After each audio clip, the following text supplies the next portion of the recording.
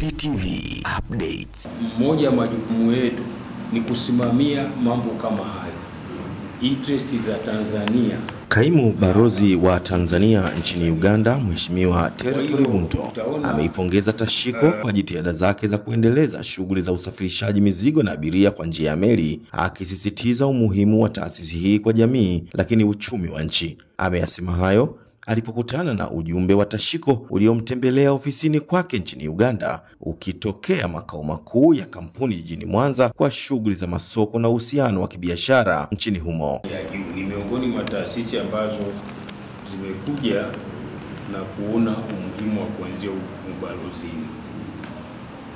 Sisi katika mmoja wa majukumu yetu ni kusimamia mambo kama hayo, interest za Tanzania hapa, interest za Tanzania hapa. Kwa hiyo utaona taasisi yenu ni muhimu sana, ndio link. Kama mnavyojua kwamba Uganda inapitisha mizigo yake Dar es Salaam, of course inapitisha Mombasa, lakini tungependa wapitishe mizigo yao yote kama ingewezekana Dar es Salaam. Kwa hiyo nyinyi ni watu pekee wa kuweza kurahisisha mambo haya.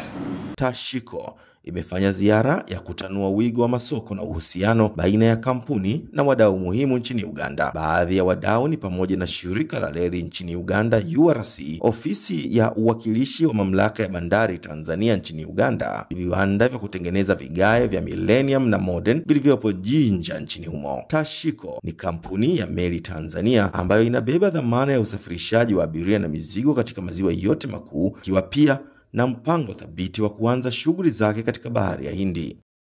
Jina langu ni Edmond Rutajama na hii ni Meli TV ya kampuni ya Meli Tanzania Tashiko.